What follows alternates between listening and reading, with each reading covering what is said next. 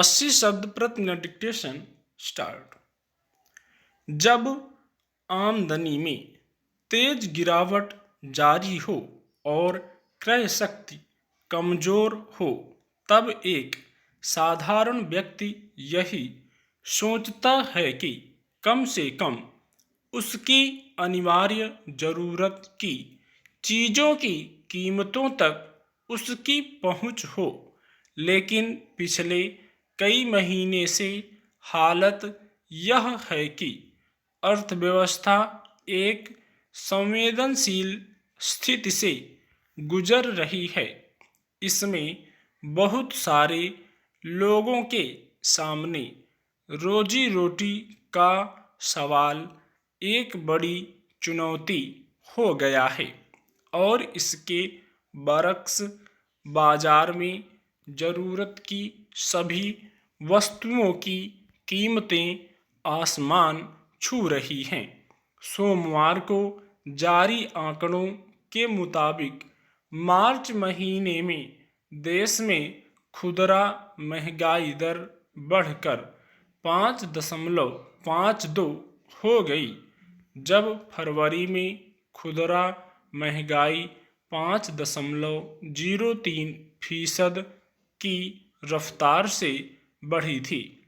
तभी लोगों के सामने अनिवार्य वस्तुओं की खरीदारी भी चिंता का मामला बन गई थी।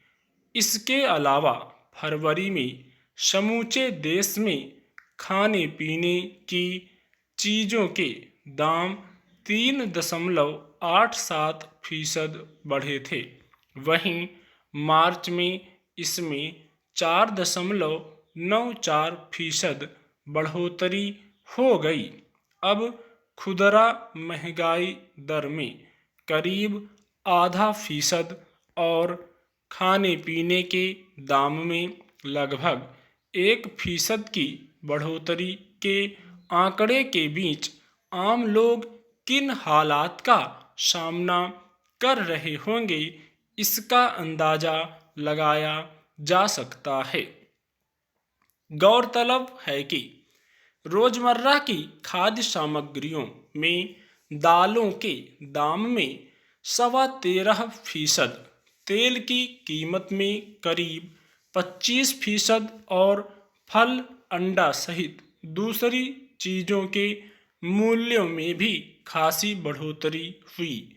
यह स्थिति तब है जब ग्रामीण इलाकों में महंगाई दर शहरों की अपेक्षा थोड़ी कम रही, वरना औसत आंकड़ा शायद और ज़्यादा होता। सवाल है कि जिस दौर में समूचा देश एक तरह से आर्थिक मंदी की चपेट में है, आबादी के एक छोटे हिस्से को छोड़ दें तो अमूमन सभी लोगों के सामने आमदनी और खर्चे के मोर्चे पर लगातार चुनौतियां बनी हुई हैं। ऐसे में सरकार की प्राथमिकता में महंगाई को काबू में रखना क्यों नहीं है। साल भर पहले जब महामारी की रोकथाम के मकसद से पूर्णबंदी लागू की गई थी, तब बहुत कम या फिर दिहाड़ी की आय पर निर्भर लोगों के सामने जिंदा रहने तक के लिए भोजन जुटाना मुश्किल हो गया था।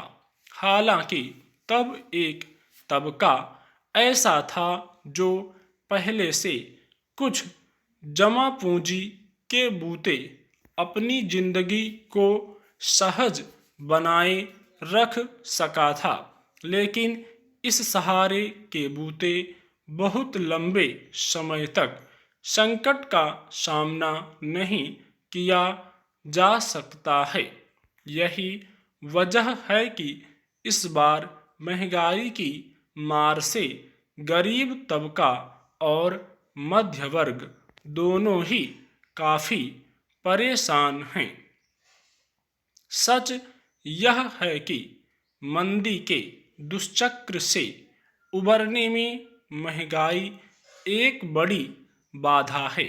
साथ ही रिजर्व बैंक ऑफ इंडिया अपनी मौद्रिक नीति तय करते समय उपभोक्ता मूल्य सूचकांक को ही ध्यान में रखता है।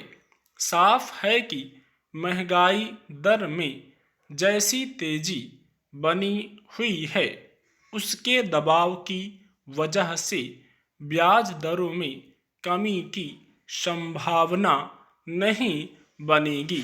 भले ही विकास दर और निवेश को बढ़ावा देने के लिहाज से ऐसा करना जरूरी हो। पिछले साल कुछ समय तक सख्त पूर्णबंदी के बाद उसमें क्रमशः राहत के साथ जब बाजार खुलने लगे तो अर्थव्यवस्था कुछ हद तक पटरी पर आती दिखने लगी थी। स्टॉप।